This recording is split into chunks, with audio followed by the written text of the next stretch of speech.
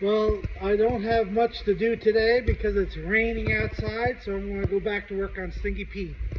I went down, I got the slide hammer and tools to do to take the bearings out. So for the slide hammer, this goes in like that and then spreads apart just like that. Then you put on your slide hammer and you start whacking away at it. Get that bearing out of there.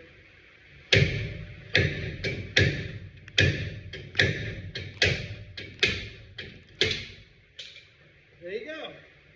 There's the bearing and seal. Oh, I see some metal bits behind that bearing. That's what I was worried about. It's not from the bearing. That's from like welding slag from before. See, the first time I welded this differential, I took it apart, I welded it, I sandblasted it, cleaned it, put it together, made sure it was nice and clean. But when when the welds broke on the differential, when the Diesels of New York show, so I quickly just welded it back together, threw it back together to make it for that season closure, especially with all my friends here and stuff for that week. So that's why, I want to do all this and get this taken care of, because if one of those pieces works forward anymore or into the needle bearings themselves, it would have destroyed that bearing and I would have been stuck on the side of the road. Here we go again. It's locked in.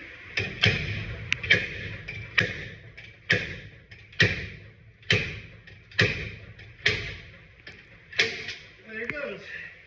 Pulled the seal out. Now I'm going to get the bearing race out. I already got the other one out. Nice air hammer with a long chisel bit. So we're going to get air hammer in here. And these pop out relatively easy. Oh crap, I didn't get it on camera, but it just pops right out. And it's funny how it pops out and lands on the floor. Sounds like an M1 Grand clip. Pa-ching! So there's that race and seal and the old bearing.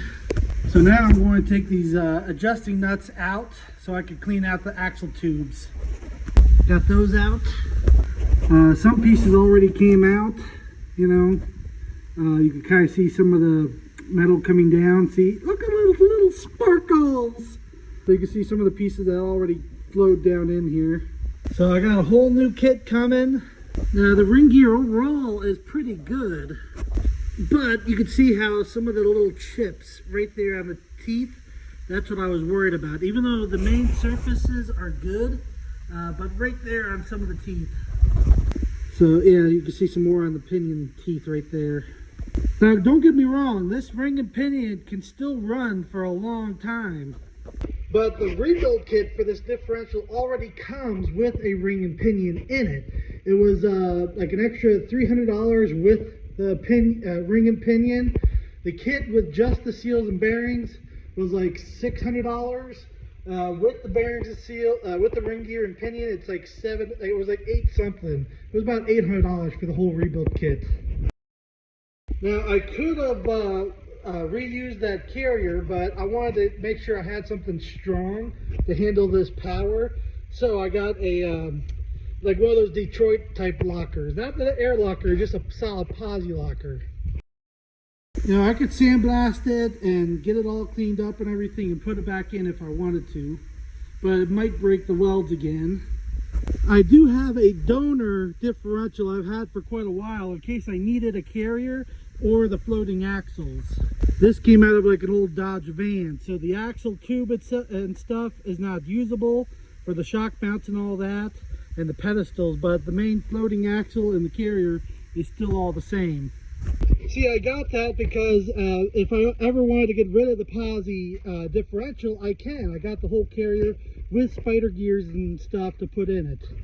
Also, they make kits with you could take the spider gears out and put a like spring locker in, but again, I wasn't sure if that was going to be able to handle the torque of the diesel and stuff.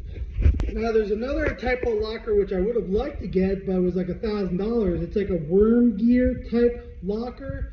So it acts like the ratcheting type locker with replacing the spider gears. It's a whole assembly that goes in. So basically, as you're putting torque in it, it will lock up. But as soon as you release the torque, it will spin freely as a regular differential. So that would have been a more preferred differential locker for multi-purpose system, you know, like what Stinky Pete. But that like Detroit locker is pretty expensive. And also, that's the only type of locker you can actually put in a four-wheel drive front end and not have the problem like swerving and losing control and stuff like that for on the road. So the ratcheting kind does not spin freely enough where if you have it in a four-wheel drive truck driving on a snowy road, it's going to want to fight you trying to stay straight down the road. But the Yukon one, the way it spins freely without any resistance, that can go in the front differential. I just got a basic solid posi carrier, no big deal. Just slap it in with new bearings and everything, be good to go. Now I wanted to get like new floating axles that were stronger, but I did not find any. The heaviest were these 31 splines. I can't just take the floating axles out of a Chevy or anything like that because the lug nut pattern is the same. I was trying to beat this up while still keeping the original lug pattern, the same center hole size. There is some companies that can actually cut that flange off and put it on a heavier axle, or cut this off and machine and put a larger splined shaft on it. Those companies actually make differentials for like dragsters, you know, like super high-end differentials. Those kind of differentials are big money though. So now they possibly could give me all the hardware and axles and everything to upgrade this original axle tube, but I didn't get a price, but I guarantee it would be at least $2,000. They get the whole axle that can handle like 1,200 foot-pounds of torque or something like that. That would probably be between $4,000 to $5,000 for the whole axle from those companies. And just like the transmissions, now the transmission housing can only handle max 800 foot-pounds of torque. You can sometimes go a little over, but it varies. So like right here on this third gen, the casing, the thickness of the aluminum casing can, it's like once you go over 800 foot-pounds of torque, the casing will crack like somewhere right here, or like up here by the bell housing. The actual casing of the bell housing will break. So the whole transmission will pretty much snap off the motor if you start going over 800 foot-pounds of torque. Now, they do make aftermarket transmission cases to handle higher torque. You know, same thing with these adapters and stuff. So like if you put this thing in low range on a truck pull, the casing itself could just blow apart, or it could break off the transmission shaft. You know, it depends on if you have it in high range or low range and how much torque you're putting through the drivetrain. But see, those are the many things that I'm limited to. So like the frame can only handle like 800 foot-pounds of torque. This is a 1-ton, so with having a boxed frame, it can handle a lot more torque.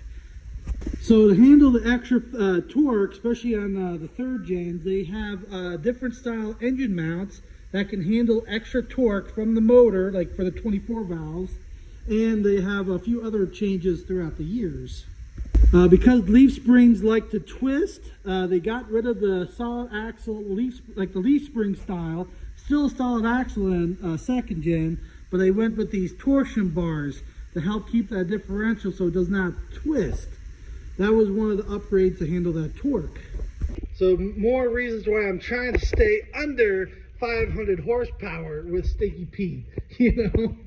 Now don't get me wrong, I just have to make a few adjustments on the P-pump, and I can easily do 800 to 1,000 horsepower. Oh man, I found where all the metal was hiding. All the metal shavings were hiding in this pocket between the bearings. Holy crap. I just stuck my fingers down there and took a whole bunch of metal crap out of there. Oh man. I can tell you right now, a design that I would change right now is this channel here that allows oil to go between the bearings and also go up to the front pinion seal. This channel needs a drain plug or something right here to drain any kind of metal and crap in there. So that channel that goes right through there, right there, there was a whole bunch of metal and crap right there. I just cleaned it all out. Oh, there's you can see some of the metal that came out right there on the bearing surface right there. I still gotta keep wiping it down. Yeah, there was that was like completely full, that channel there. Like that was practically like a golf ball size amount of metal crap. Well, so far I got it all cleaned out. So you got basically ran some paper towels through it. I got the axle tubes cleaned out and everything. Here's the other side, all cleaned out, ready for new bearings and seals. This will be like a brand new differential when I'm done.